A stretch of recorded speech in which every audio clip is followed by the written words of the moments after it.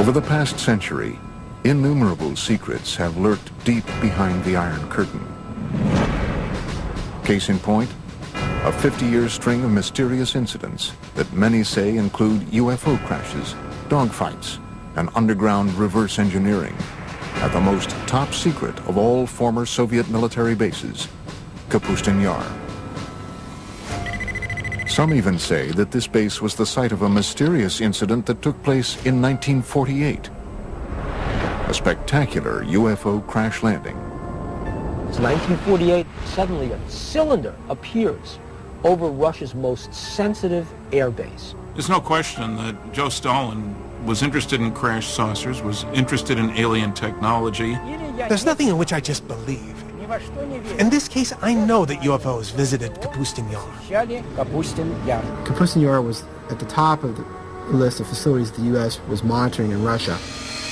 Go behind the barbed wire at Kapustin Yar as we reveal for the first time the detailed classified accounts of this reported UFO crash.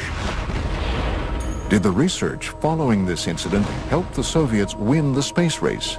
I'm sure the Russians have done their darnest to reverse engineer anything they can get their hands on, whether it's American or German or alien. From never-before-seen reconnaissance footage of this secretive base, this YouTube imagery of Kapustin Yar is the first time anyone outside the CIA or the intelligence community has looked at it. to an exclusive look deep underground into Kapustin Yar's UFO Research Center. They buried the most secret facilities within the base that was secret within the base. The incident that took place at Kapustin Yar in 1948 remains a Soviet-era enigma, a seminal event that UFO researchers still call Russia's Roswell.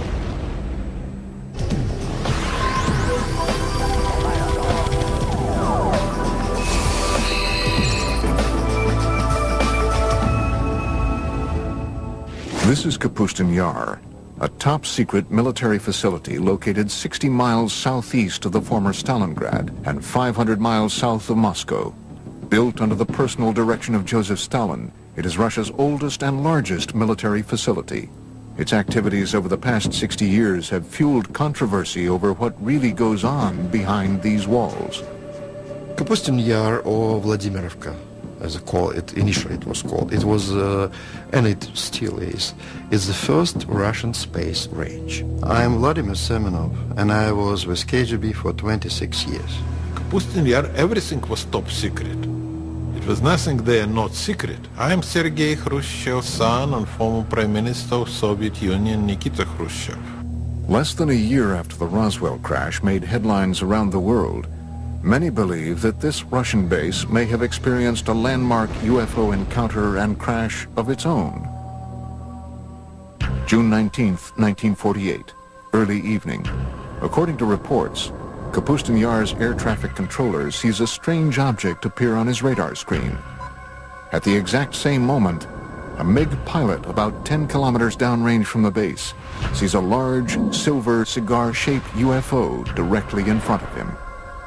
He radios back to the base that he's being blinded by a bright light. A Russian pilot encountered a UFO in 1948 and tried to attack it with extremely unfortunate results for both. The pilot was blinded by rays of light emanating from the UFO. It is believed that under direct orders from Soviet Air Force Commander-in-Chief Zagarov, the pilot engaged the UFO for almost 3 minutes before launching a missile that was finally able to bring the object down.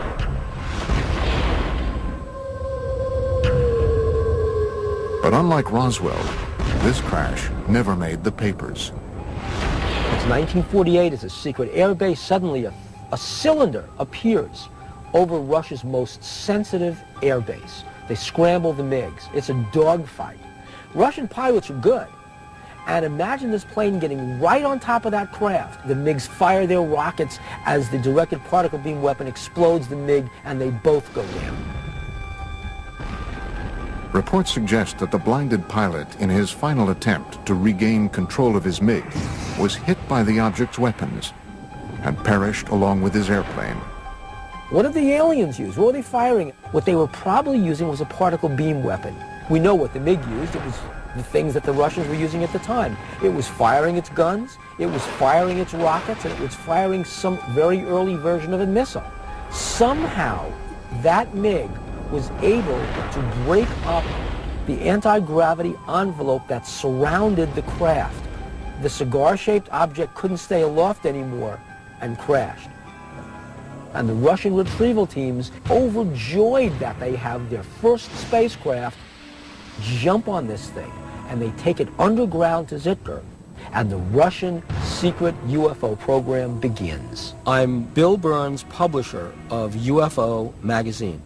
Let's face it, everybody wants to get his hand on a flying saucer. It's a wonderful weapons delivery and defense system. I'm Stanton Friedman. I'm a nuclear physicist, lecturer, ufologist. This 1948 crash is one of many strange events that has turned Kapustin Yar into an even more mystifying version of America's Roswell and Area 51. The Soviets had to get their hands on what we had. We had the Roswell crash. We really had a storehouse of technology that we developed in the early 1960s out of Roswell. The Russians didn't have that.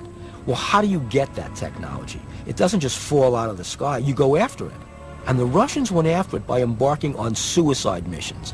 Anything they could do to get their MiG pilots to shoot down an extraterrestrial spacecraft was fair game. From the time it was constructed in the early 1940s, Kapustin Yar was cloaked in secrecy. It is a place where it is said the Soviet Union's top researchers, scientists, and military specialists were sent to develop highly classified Cold War technology and weaponry. I know everything because I spent months and years in the Kapustin Yar working there testing our cruise missiles that we designed for the Soviet submarine to sink American aircraft carriers. Kapustin Yar was on a very short list of facilities that the U.S. intelligence wanted to get imagery of. There's three things going on there. They're testing surface-to-air missiles, they're testing surface-to-surface ballistic missiles, and they're also testing air-launched missiles, cruise missiles. All three are going on at the same place, and so it's of high interest to U.S. intelligence. In fact, the building of the base was so secretive that when a small town nearby was deemed by the Soviet military to be too close for comfort, its residents were evacuated, and it was simply eliminated. The name of the town? Zitkar. Zitkar is a small town just a few miles downrange of the Kapustin Yar test complex, and basically probably what happened was the Russians decided that due to people seeing what was being tested, it would be better to just close that town off. Many researchers believe the name Zitkar was subsequently assigned to the highly classified subterranean UFO research center beneath Kapustin Yar. There is an idea that in Zitkar and Kapustin Yar there is a storage point for crashed UFOs and corpses of the visitors and members of their crew. Zitkar is analogous to what Area 51 is to Nellis Air Force Base and Groom Lake in Nevada. Different countries have various places where they take their UFO technology. And what they do with it is they try to break it down. They see what it is and how can we reverse engineer this. But long before the 1948 crash, the area around Kapustin Yar and the skies over Russia have been home to many other well-documented and eerie encounters with UFOs. Some date back to a time before what we know as Russia even existed. Russia is a huge land. UFOs have been sighted over its territories for, I would say, thousands of years. I am Paul Stonehill, co-author of UFO USSR. One, which is quite famous, was sighted back about 950 AC by an international traveler of the time, Ibn Fadlan. He and his co-travelers were able to see strange sightings in the sky that scared them immensely. But the local people would laugh at them and say, we see it quite often. Aerial battles, beings fighting each other, strange aircraft, something that's similar to a Star Wars battle scene from a modern movie. Amazing stuff. Legend has it that the spectacular aerial battles that played out in the skies gave the Arab warriors strength and courage to defeat their enemies during the next day's fight. In the 17th century, Russia experienced a rash of UFO sightings. These objects were described by many who witnessed them as comet-shaped balls of fire. The most famous one would be the Rob Ozero incident, when a very unusual, huge fiery disk arrived in the area of a northern Russian lake. One eyewitness submitted the following account. On this, the 15th day of August in the year 1663, a great crash sounded out from the heavens. Around the stroke of midday, there descended upon Robozero a great ball of fire from the clearest of skies. In front of the fire, there were two fiery beams. It went from south to the west and was about 500 meters away when it vanished. But once again it returned, staying over Robozero for 1 hour and a half, filling all those who saw it with a great dread. This documented account goes on to detail fishermen scalded by the burning lake, along with glowing fish that flung themselves onto the ground to escape the looming fireball. Stories, like what they saw over Robozero, were common in pre-revolutionary Russia and outside of Russia in Europe. When we speak specifically of sightings on the territory of the Soviet Union, percentages are very high, more than 50%, that these UFO sightings would be some sort of fiery, sphere-shaped UFO. Another extraordinary sighting took place over Moscow in 1892. An eyewitness report was later published in the March 17, 1892 edition of the Russian newspaper Svet. The pillar of light was pointed straight down to the earth, forming a cone-shaped bundle of rays in the color of ordinary flames. The brightness was considerable and can sometimes be compared to the brightness of an electrical street lamp. The point from which the rays originated didn't move during the whole time, and the rays were visible for 20 to 25 minutes. While enormous fireballs have been sighted over Russia for centuries, there have been none bigger or more devastating than the event that leveled the Siberian forest of Tunguska in 1908. And of course it was one of the theories which have to appear that it was not a comet, it was not meteorite, that in reality it was a spacecraft. Coming up, did a UFO explode over Tunguska? It is believed that not one but two objects collided over the Tunguska in 1908, equal to many Hiroshimas. And later, what happened to the wreckage of the 1948 crash at Russia's Roswell?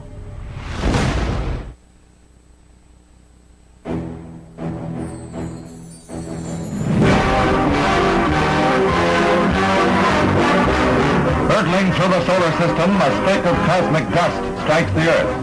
Commonly, these meteors are vaporized by friction in the atmosphere. This is part of the story of one that wasn't. A meteor that landed in 1908 in Siberia with the destructive force of a cannonball. June 30th, 1908, approximately 7 a.m. The tranquil forest of Tunguska, Siberia, was rocked by a deafening, earth-shattering explosion. The explosion packed the power of a 40-megaton hydrogen bomb. Large trees snapped like tiny twigs as the explosion decimated the dense forest. The effects of the blast were felt as far away as Western Europe and were at first believed to have been caused by a giant meteor smashing into Earth. My own personal conclusion is that that was Mother Nature showing off, if you will, but that there was no intelligence behind what happened there. It wasn't a rocket, it wasn't a bomb sent to let us know that aliens are watching you, Earthlings. Literally a catastrophe from outer space. Yet UFO researchers say if this devastating explosion was the result of a meteor, why were there no craters found in or around Tunguska? It is something scientists to this day have had trouble explaining. This was, let's call it an explosion, although some people call it an implosion. Whole kilometers of the taiga forest were destroyed. The event itself caused changes in the magnetic field of our planet.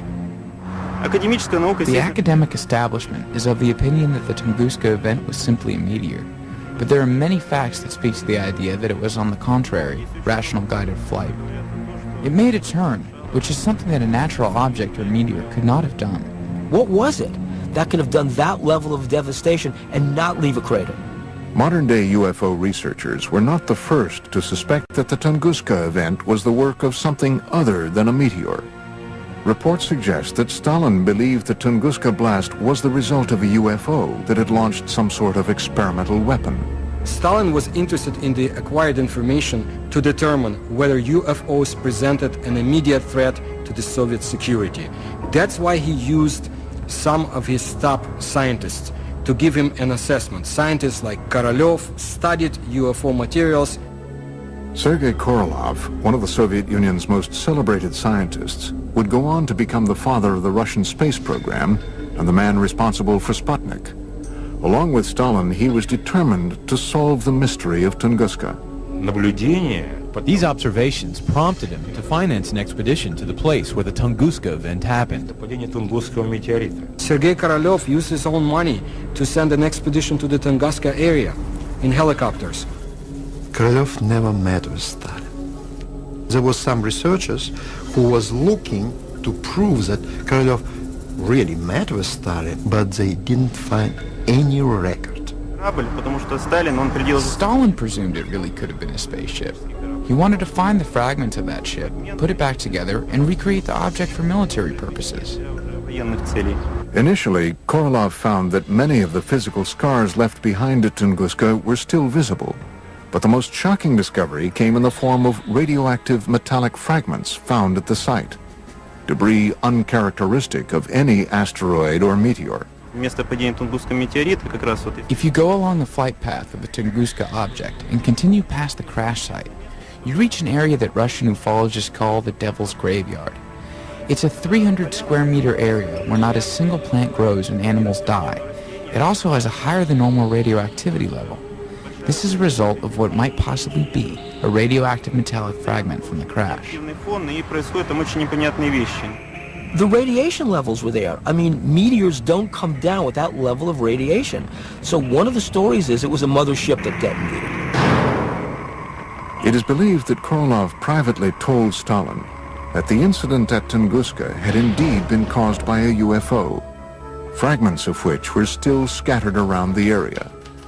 However, in his top-secret official report, Korolev is said to have told a much different story. The official party line, Tunguska, was the result of a giant meteor. The whole point was, if the information serves the bureaucracy, good. If it doesn't, it doesn't exist. So where were the radioactive fragments from Tunguska taken? Some believe the evidence was transported to Kapustin Yar's underground base, Zitkur. Different countries have various places where they take their UFO technology. Well, the Soviets basically had one at Zitkur, and it was where they could try to figure out what the technology is and how do we use it. And of course, the security around those bases is essentially shoot-to-kill security. Was Stalin's team of scientists inside the underground lab of Zitkur using UFO wreckage to advance their fledgling missile defense and space programs? They had a couple of people, men, at the top of their program who really pushed the space program. I'm Fred Kulik at Caltech. The head of the space program had direct connection to Stalin and later Khrushchev. In their quest to acquire UFO technology to beat the Americans in the space race, it has been reported that top Soviet military officials ordered MiG pilots to shoot down UFOs as far back as World War II, a time just before the Russian Roswell crash of 1948. So that gives you a two-pronged concern about UFOs. One, you want the new technology to top the other guy's flying technology. And two, we need to be on the alert for new stuff from them. So either way, you want your guys to shoot them down. As the word spread that UFO wreckage from Tunguska and the 1948 incident were being studied at Zitkur, Russia's Cold War enemies were becoming more and more intrigued by what might be going on above and below the top-secret military base. The CIA had agents in the Soviet Union back in 1950s who had reported on UFOs, and the CIA was very much interested in what was happening in the Soviet Union. Coming up, shocking, never-before-seen U-2 reconnaissance photos of Kapustin Yar. And later, an underground tour of Zitkur, revealing for the first time ever the base within the base at the center of Russia's Roswell. In the early stages of the Cold War, the Soviet military test site of Kapustin Yar became a hotbed of secret activity. Activity that involved advanced weapon, missile, and rocket tests.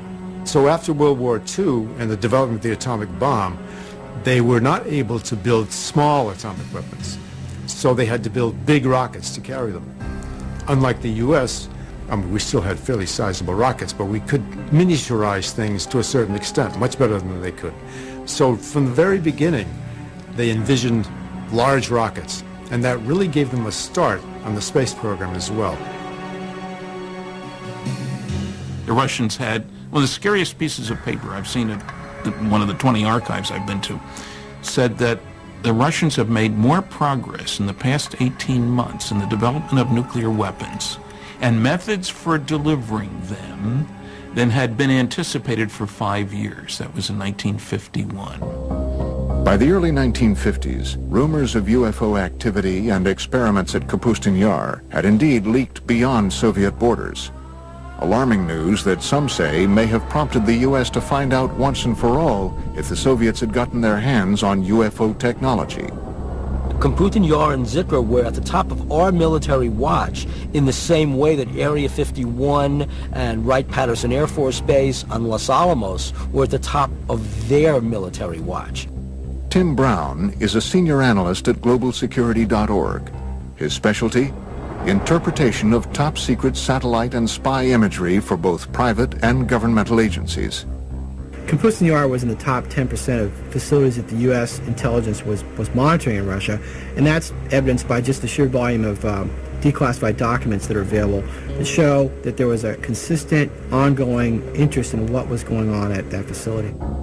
Not long after the United States had developed its most sophisticated spying machine to date, the U-2 spy plane, the first mission was to, where else?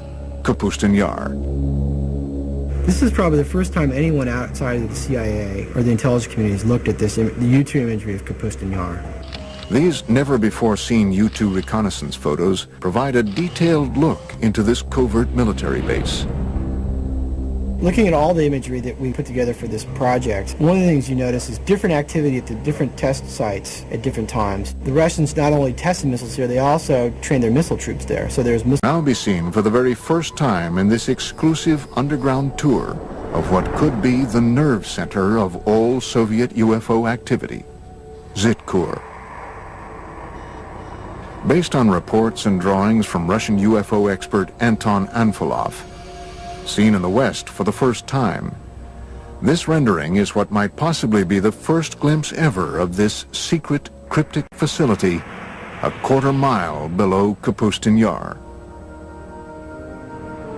Let's say that you get a chance to go down there to the most secret Russian UFO laboratory. It's not glorious, high-tech, and brightly lit. It's dank, it's dark, and it's dingy. It's Russian. It's extremely compartmentalized. It's like an underground shopping mall, except inside the mall are all these rooms where there's exotic technology being taken apart and put back together.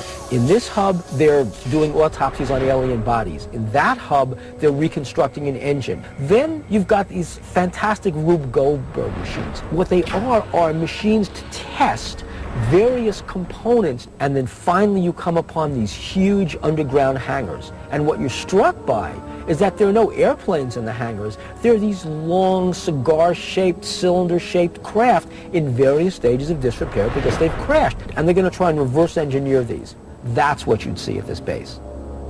Is this the secret location where the wreckage from the 1948 Russian Roswell crash was taken, along with fragments from the Tunguska UFO? I cannot deny rumors of the so-called captured UFOs. The Soviets tried to recover lost fragments of their secret tests, and it would be convenient to them to say, yes, UFOs is something that we captured, a UFO is in our hands, but why would they keep the secrecy on the subject of UFOs so tight? And did this heavily guarded experimental facility specialize in reverse engineering designed to destroy the United States? If Kapustin Yar is where you're doing your advanced development work, rocketry, aircraft, weaponry, laser weapons, all this kind of stuff, where you need high security and a good setting for your scientists and major computer facilities, then you'd expect that that's where they'd be doing their UFO, advanced UFO research. Not UFOs 101, UFOs 404. It's just natural to do that. And of course you'd have underground bases. You'd have protection against intruding aircraft. You'd be looking out for the U-2s. Another mysterious aspect of Kapustin Yar are the many strange patterns on the ground. Did Stalin and Korolev strategically arrange these patterns to attract UFOs to the base? Some researchers believe the Russians may have borrowed this idea from ancient civilizations, whose pyramids are said to have been constructed in geometric shapes and patterns designed to attract inhabitants from other worlds. Looking at Kapustin Yar from there, there's a lot of facilities, markings, patterns that might, to the untrained eye, look like they're from another planet or not of this Earth. They might look like something that you'd see in South America with the Mayan cultures or maybe crop circles. Between the reported UFO crashes and the ultra-top-secret research, how did the Soviets flaunt their advances at Kapustin Yar? Now there was a new date for Russian youngsters to remember. October 4, 1957, when Sputnik, the first Earth satellite, was launched. October 4th, 1957. The Soviet Union's space program successfully launches the world's first artificial satellite into orbit. In the history of the Earth, no other event had captured the imagination of so many people as this first step into space. 4 years later, the Russians once again beat the Americans by launching Yuri Gagarin into space in the first manned flight to orbit the Earth. 2 feats that put the Soviet Union way out in front in the ultra-competitive space race. We are the first, and all next steps in space for, I would say, for nearly 10 years, Soviets was ahead of the United States. First man into space, first woman into space, first walk into space, first rendezvous in space, first docking in space, and so on and so forth, until 1981 when the shuttle was launched. I'm sure the Russians have done their darnest to reverse engineer anything they can get their hands on, whether it's American or German or alien.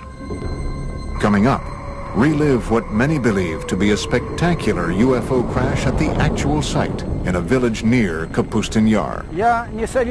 I don't recommend that we stay here any longer. It's already harmful. Let's leave here and go to some place where no unknown forces can act upon us and influence us. And find out exactly what the KGB knew about dogfights between MiGs and UFOs at Kapustin Yar as we open the mysterious KGB Blue file.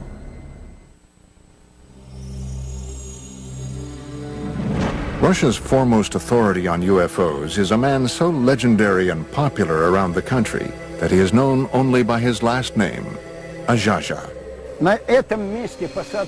On this spot of the UFO landing, an American group is filming for the first time. He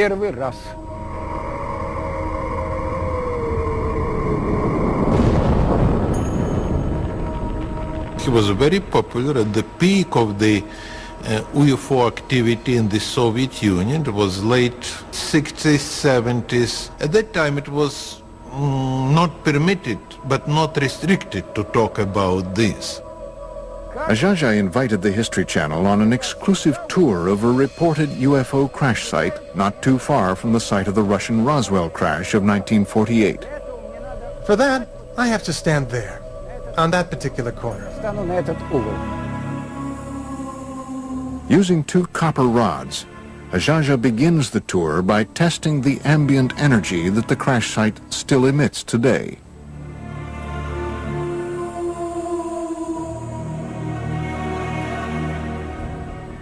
What? There it is, a negative sign right there. Down.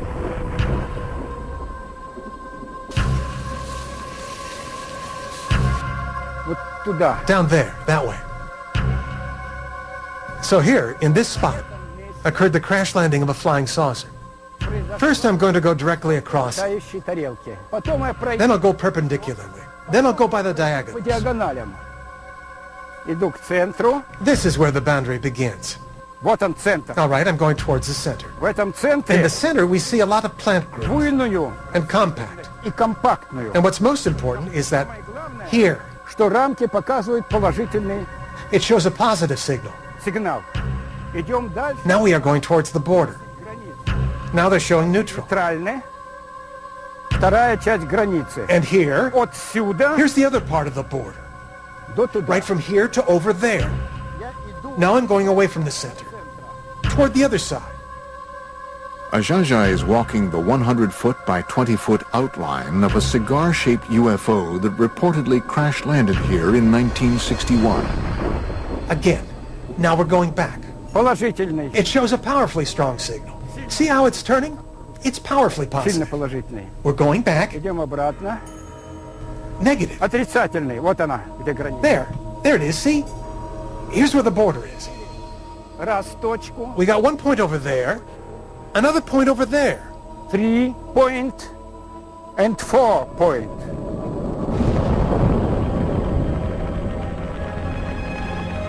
Animals avoid this place. They go around it.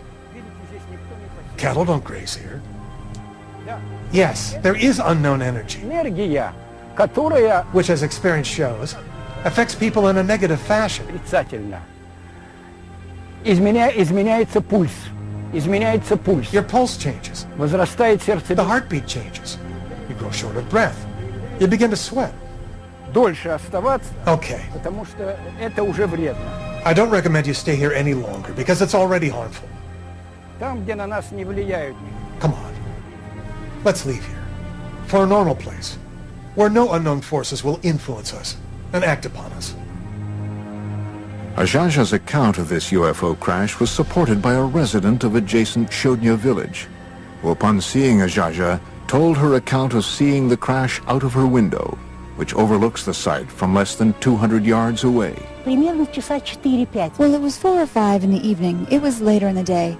And suddenly my mother screamed. She said, "Hey, look at that. There was some kind of ball, a sphere that flew by." And then she said, "Oh, it's probably a flying saucer." And it was a big, fiery red sphere that flew by. The sphere went over there, past the train tracks, and went down into the valley of the river Skunya, right down and over the river. Experts like Ajaja believe that UFO events like this crash, as well as the 1948 Russian Roswell crash, caused a Pandora's box to open over Kapustin Yar, leading to what some have called a war in the skies over Russia. Pilots would often receive orders from the ground to defend their airspace and shoot down UFOs. Other times, the UFOs would go on terrifying attacks. What intrigues me about the Russians as much as anything is apparent dogfights between UFOs. And I've read several accounts of that, several of them having dogfights. Perhaps the most compelling evidence of encounters between Soviet MiGs and UFOs over Kapustin Yar comes firsthand from the most celebrated of all Soviet test pilots, Marina Popovich. A national hero, a cosmonaut, perhaps the Chuck Yeager of Russia. She says that she witnessed actual battles between Soviet pilots and UFOs. One incident in 1964 occurred during a Soviet Air Force training mission. Alexander Kapagin was the commander of a squadron and a pilot instructor in one of the flight schools. One day he was flying with a cadet and they were attacked by a UFO. They went into a spiral dive. While on another top-secret military expedition in February 1980, Colonel Popovich encountered multiple unidentified objects in the skies over Russia. I saw 3 fireballs, 3 amazing lights in the form of a triangle, and I observed them as they flew away. Another MiG test pilot, Colonel Vyatkin Lev Mikhailovich, agreed to tell his first-person account for our cameras for the very first time. August 7th, 1967, 6:30 in the evening. Colonel Mikhailovich reports that his MiG was momentarily captured in midair by a UFO. When I was making the aerial move to the left, suddenly from above I saw a light. This big disc began to slowly light up, and I just had time to quickly tilt the plane, but the wing hit the ray of light. The plane shook and the gauges and instruments began to move from right to left, right to left. It is as though the ray of light dissolved into shining little points of light. Imagine my surprise when my technician named Mikhail said, "Lev Mikhailovich, the wing of the airplane is glowing." As it turns out, for a whole week in the hangar, the left wing was glowing with a white light. They washed the wing with kerosene, and soon after that, the glowing ended. Fortunately, Colonel Mikhailovich's encounter with a UFO over the skies of Kapustin Yar in the 1960s did not end as dreadfully as the famous 1948 encounter in the same skies. No, I wasn't scared. I was just puzzled. I was particularly stunned that the ray of light turned out to be hard, because I felt the impact. As UFO reports continued to stream into the Soviet government from both civilians and military officials, the KGB was busy covering up the reports, silencing those who made them, and clamping down on the press. But all the while, the spy agency was creating an official report on UFO activity in the USSR called the KGB Blue File. Americans will never understand this, you know, because you have to be inside KGB to know the power KGB had. And during Stalin time, KGB was unbelievably powerful. Written and researched over the 20-year span between the mid-60s and the mid-80s, the KGB Blue File was one of the most extensive official explorations of UFOs ever commissioned by any governmental agency anywhere. The KGB Blue File is a 124-page collection of documents released in 1990. I believe this is not everything the KGB has had in their hands, and I'm not the only one. The Blue File compiled thousands of reports of UFO sightings, dogfights, and crashes, all of which were described in vivid detail. According to the Blue File, as recently as March 21st, 1990, the residents of a dozen Russian towns not too far from the gates of Kapustin Yar all witnessed the exact same UFO sighting between 10 and 11:30 p.m. The following is from the written account of a KGB internal affairs officer. After obtaining more exact information, it was established that a rather large number of residents in nearby cities became eyewitnesses of a UFO, and in several cases, 2 UFOs. One witness saw a ray of light emitted from the object that illuminated the Earth's surface. If there are so many rumors and talks about UFOs, sooner or later government will ask its intelligence. What's going on, guys? Explain us. And KGB had to create this file with all the publications abroad and some witnesses who saw or thought that they saw it. Is it possible that this 1990 incident could have been a simple military test sent up from the grounds at Kapustin Yar? Or was it yet another incident involving UFOs? Coming up, shown for the first time outside of Russia, exclusive footage of what might be the only recorded evidence of a fireball UFO crash. If the Soviet Union had not imploded under its own weight in the early 1990s, the chilling accounts you've just seen of close encounters of the first kind in and around Kapustin Yar would have remained yet another Soviet-era secret. It's different, because the time is different. You know, if you're talking with elder generation, yes, of course, no question about this. But nowadays, absolutely different. You know, younger generation now, they are living in another society, and they have much more freedom. This new freedom in Russia helped the producers of this program acquire, through official channels, this Soviet military footage you are about to see. Throughout the 50s and 60s, the Soviet military experienced a string of failed rocket launches and missile tests that resulted in one disaster after another at the base. Were these simply accidents or retaliatory attacks by UFOs? I have heard a story, for what it's worth, and I don't usually talk about myths, but I've heard that 4 Soviet big launch vehicles were exploded on the pads by aliens because they kept trying to shoot down the flying saucers. Hidden from view for 45 years, a Soviet military cameraman captured the after effects of what appear to be two fireball-shaped UFOs that reportedly crashed early on June 3, 1960. From what we can determine, not a single person outside of the Soviet military and KGB has ever seen this footage.